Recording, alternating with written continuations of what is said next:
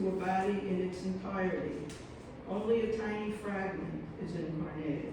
The soul's consciousness branches out like a tree into ever smaller limbs. Its strength is too great to fit its entirety into any body, and that is not necessary. In the body, we find merely the potential for soul consciousness, which is enough for the life of that body and for collecting impressions of existence. Gathering impressions of all the potentialities of existence reifies the presence of the soul in the body. However, this process must come from the body itself, where awareness happens for the very first time, when it is separate and is estranged from the whole to which it originally belonged. This tiny, seemingly estranged consciousness in the body is the human ego, the little I, or the physical mind. It is the everyday consciousness of the mind that a normal human uses while in an awakened state in this world. This little mind, ego, identified with the physical body, is the ultimate point of projection of the divine consciousness of itself into something else, into its opposition. The eclipse of awareness of itself happens here. Such a human is completely alienated from their source, void of the sense of belonging in this world. But nothing is possible outside the whole of the divine absolute, and therefore such a human condition is nothing but an illusion. This illusion of separation from oneself is the ultimate point of creativity of the divine consciousness. To have an individual consciousness convinced it is separate from everything is the ultimate point of creativity of everything that is. The final stage of alienation from oneself is necessary for the divine consciousness to experience all that is its opposite. From this point on, the only thing that can happen is a return to the original divine consciousness, which is the typical perpetual circumstance of man. They learn everything that can be learned about the nature of reality and how to live in it. Humans build their lives and develop civilization solely because they experience the most opposing point of themselves, of their divine essence. Every human civilization and all human aspirations are based on the attempt by humans to return to their divine consciousness. The tiny awareness, or I, in the body cannot do much of its own accord. It must receive help from a higher consciousness, from a higher connection to the soul. The link between the physical mind and soul consciousness is the higher I, or the higher mind. It is not incarnated in the body of man, but it has a perpetual connection with it. The higher mind remains in a higher dimension between the elements of air and ether, and it acts as a go-between, connecting the physical mind with an objective awareness of the soul. Owing to this connection, the mind can have an objective awareness of itself and every phenomenon.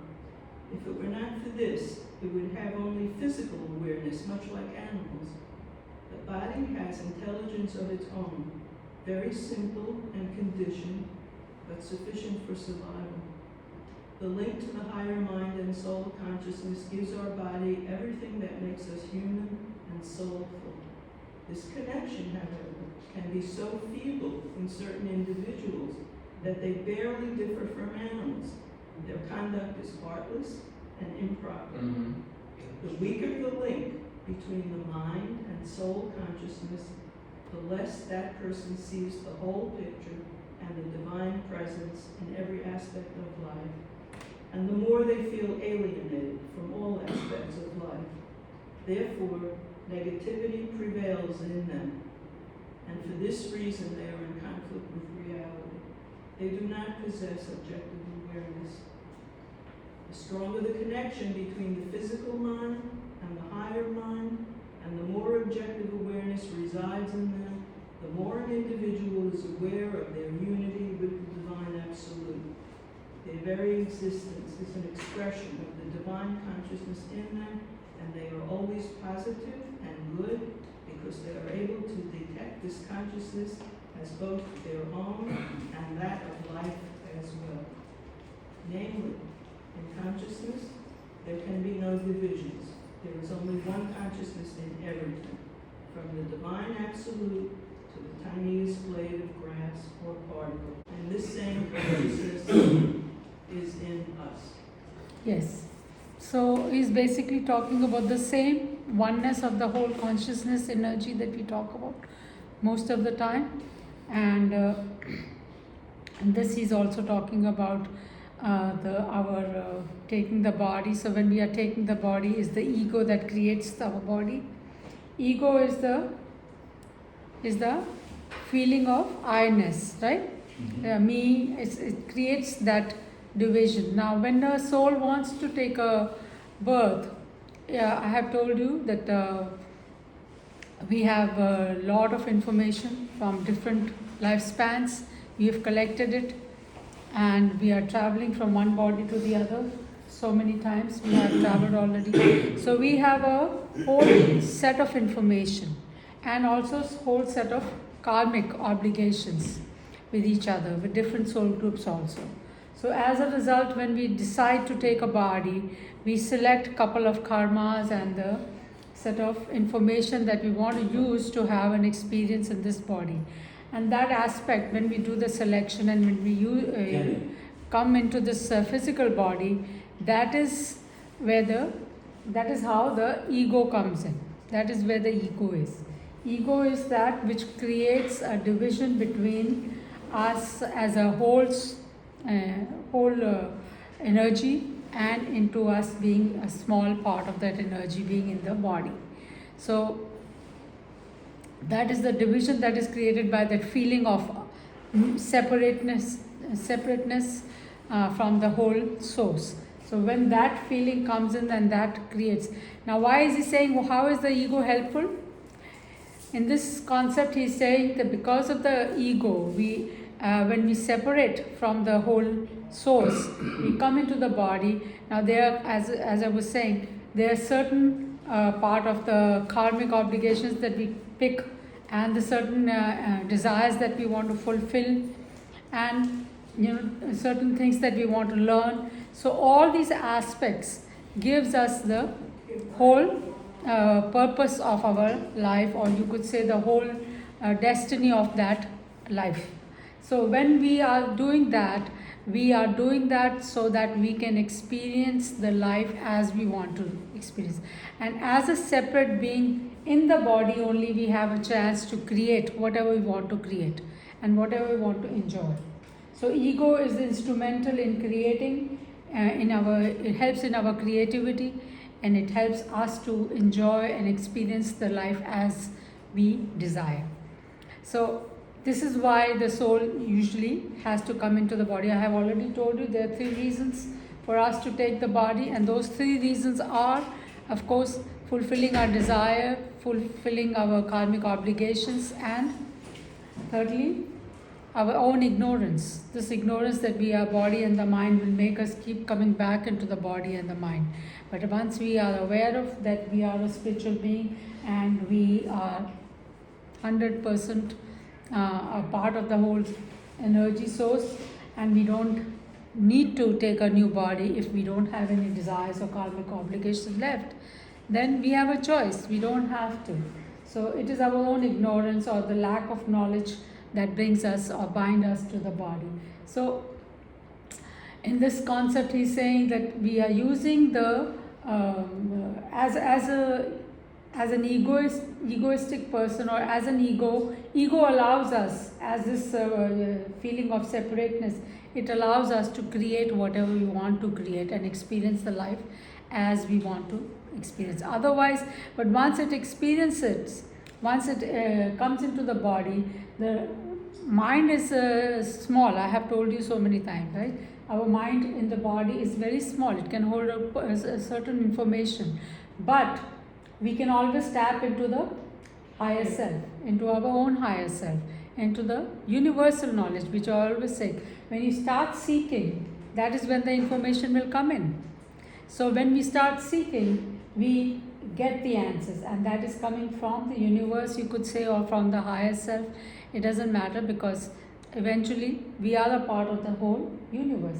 And once we are into the small body, then our journey, because the knowledge that we are a God ourselves, or we are the part of the same source, it gets blocked. So as a result, our journey back towards it, now we are trying to go back towards our original source. And that is when we say that we want to be one with the God, or want to know God, and to be part of the same energy. So then that journey starts, basically. So it is happening because of all the our own desire to know ourselves. That is because of our mind being blocked by and this is the only as in the animals and all, they do not have that expanded mind. They are not able to interact or connect to the higher self, and that is why they are not able to expand in their knowledge. But in the human beings, we have that connection. We are able to connect to the higher self, and that is why we are the only species where we can go and expand our mind, or go beyond our mind, to know ourselves as God ourselves, as we are the God ourselves, or we are the or connect to that source of energy, source of a creation, and know ourselves as that source itself.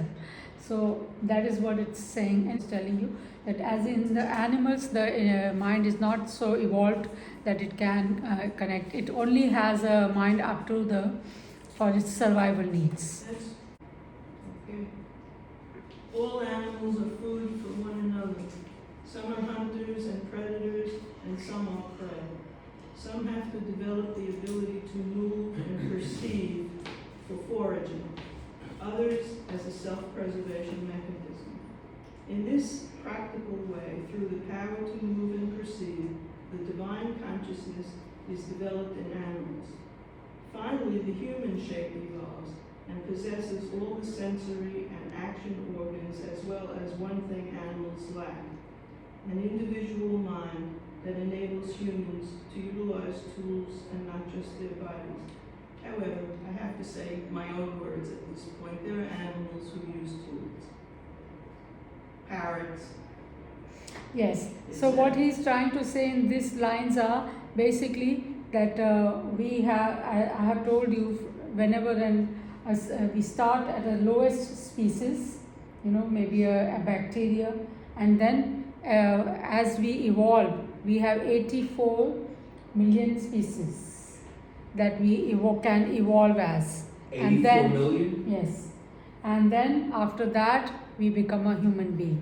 So you have to really, if you leave a human body and you go into negativity, you will probably go down the lane.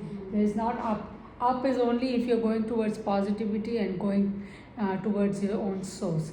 But if you're going downwards into the negativity, then you are going backwards into one of those species, and from there you will have to keep on evolving. As the bacteria leaves its body, it will go to the next evolved species, and then to the next evolved species. Then that's how our evolution happens. And they say it's 84 lakh species that we have to cross over, and then we attain the human body.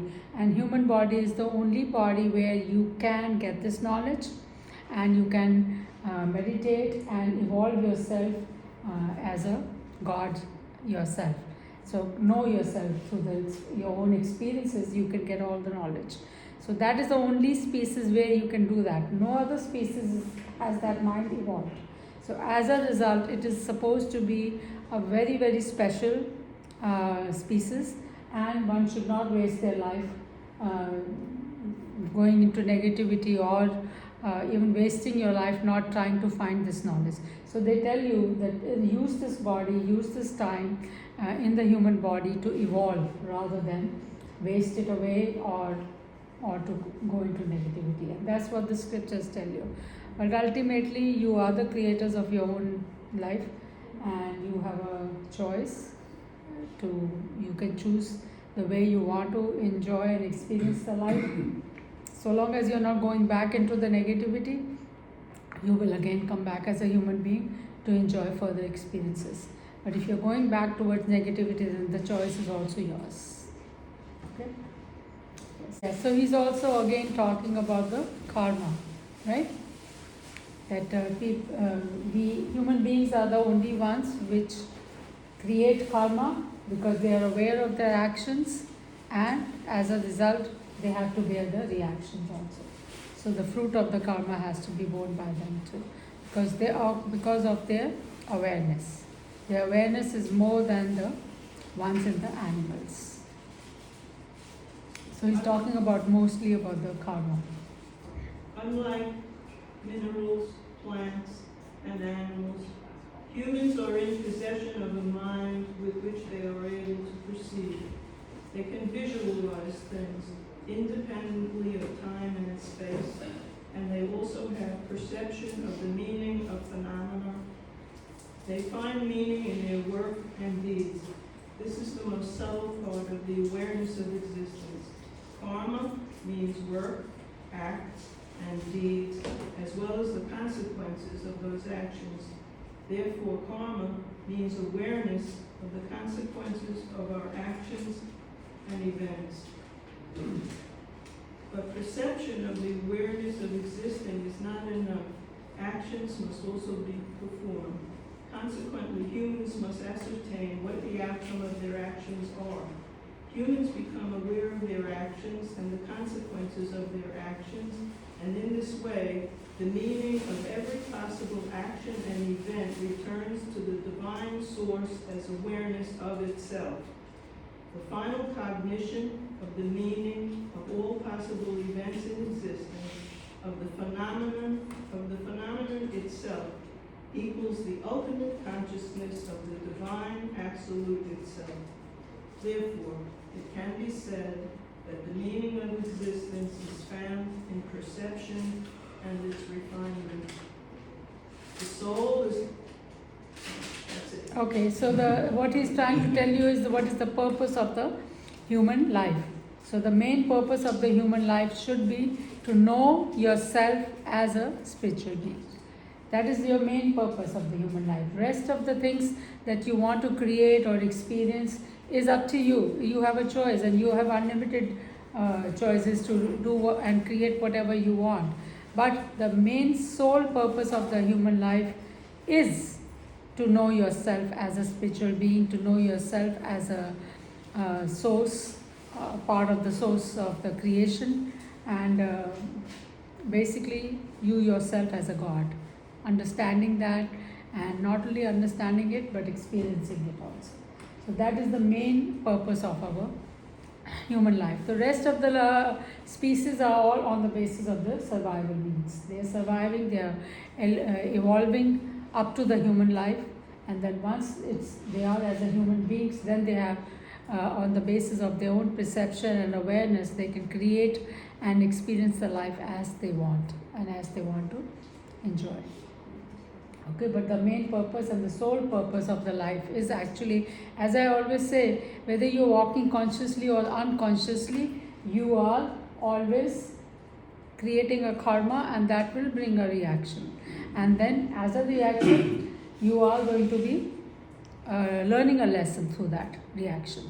So it is always, whether you do it consciously, when you are doing it consciously, you can control it. You can do it, create what you want to create. But if you are walking unconsciously, you're still walking. But whatever you're creating is going to bring the reaction which you may or may not want to enjoy. Right? So it is always better to be aware and then create what you want to create. And with that, your knowledge, your perception, your awareness, as it increases, it will also help you to make the right choices and then raise your own vibrations to be one with the source of energy. Yes. But there are times, at least for me, that I might have that awareness and I'm more in control of it. but there are times that I have an off day and I'm not as aware and I might react differently in a certain way that I don't want to react. So it varies sometimes. Yes, it does. It's all, and that is what you have to do. If you are meditating every morning in the morning and walking out, your awareness, you've already worked on your awareness to be raised, and as a result, you will be more focused and aware. And that is why we recommend that you meditate every morning if you can, because that way it will help you to go through the day with awareness and consciousness, and also, focus on your work better. Your focus will be better, your reactions will be better, and in fact, it won't be reactions, it will be responding to the different situations. One secret that I want to, well, it's a secret. The best period for your meditation, I know it's hard, but it's called, all the mystics call it the ambrosia hours. Ambrosia hours. Amrita hours. It's from 3 in the morning to 6 a.m. Because they say that literally God comes with his basket of goods, and every soul that is awakened at that time, he gives the goods to. Well, that's a saying, but the main thing, reason why they tell you to do that in the early morning hours is because everything is quiet. It's quiet. And also that's the time when there is a changeover happening from darkness towards light. So the energy is very high at that time, and not only at that time, whenever there is a change in the happening, even at the time in the evening, 4 o'clock in the evening when we are meditating, that time also we are going into the darkness, from light towards darkness. That time also the energy is very high at that time. So that is the two reasons why they tell you to meditate at that time. And also everything is quiet around you, there are less disturbance, and it's easier to meditate. So that is the reason. And the energy is very high to tap into it, so it's easy to the more energy is high in the universe, the more it's easy for you to get focused. I think there is one person thinking, wow, I can't wait to reunite with Very divine good. consciousness. No. Why is that? Because everybody is associating themselves perceiving themselves as a body and the mind. Yes. They don't even have the knowledge.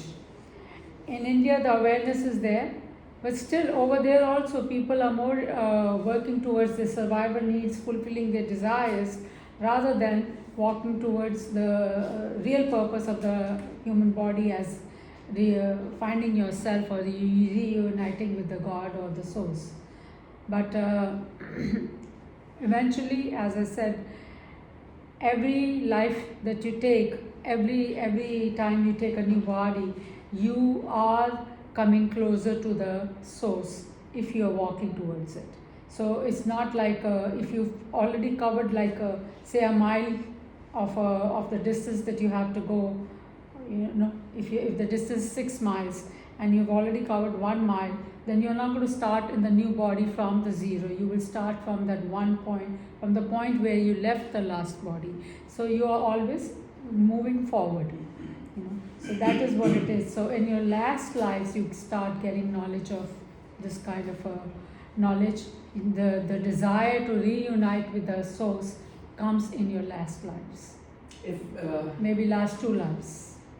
Are you always moving forward? It would seem to me that Yes. if you Unless are you doing, choose to move towards if you're negativity, doing then that's like your choice. animalistic, really bad karma, animalistic things, aren't you going the So other then way? you are choosing to go You're in the going wrong the other way. direction. You may not even be choosing it. It's just, I don't know.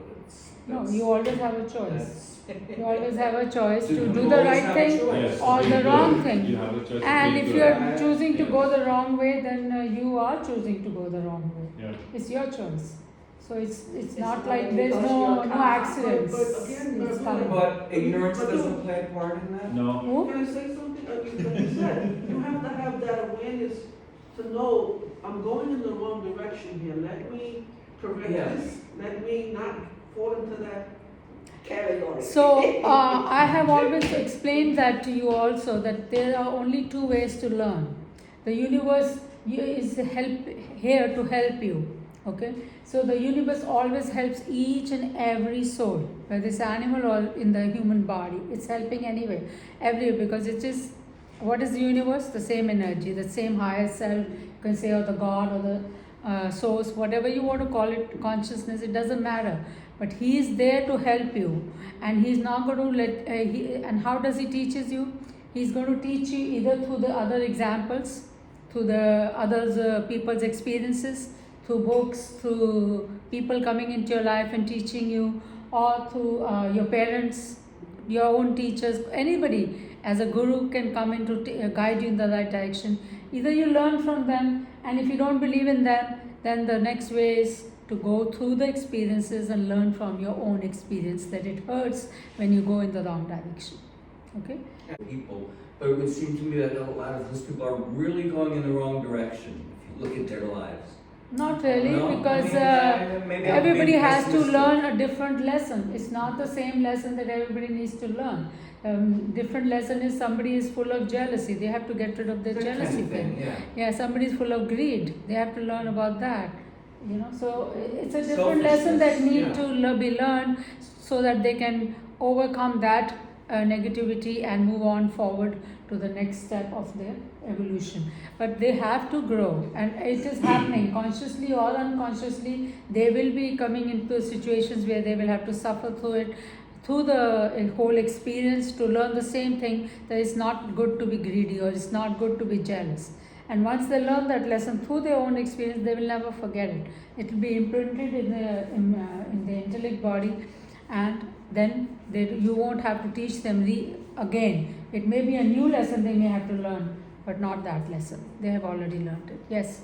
So people do change when they learn the lesson. They learn, and then that's how they are changing, and that's how they are Hopefully. evolving and growing. Yes. But we say hopefully a person gets wiser with age. Yes. Hope. But some people just get stuck. Because they don't want have to. that. That's right. So it's their choice, even if they go through the experience and they learn a lesson, but still if they want to go and do the wrong thing knowingly, Right. then that is their own karma, and then they will have to respond to the reaction when it comes. Because they can help. Sometimes they can help, sometimes they don't want to help themselves. I don't know. They enjoy They really the do. other They experience start better. up, they become They happy. enjoy going in the wrong direction because ultimately they are having fun. So if they are having fun in the negativity, then they'll continue to do that because they think, what's wrong with that? They are not aware of the knowledge also, and sometimes they are even aware of the knowledge, but they don't care. They don't We'll care. deal with it when it comes. You So can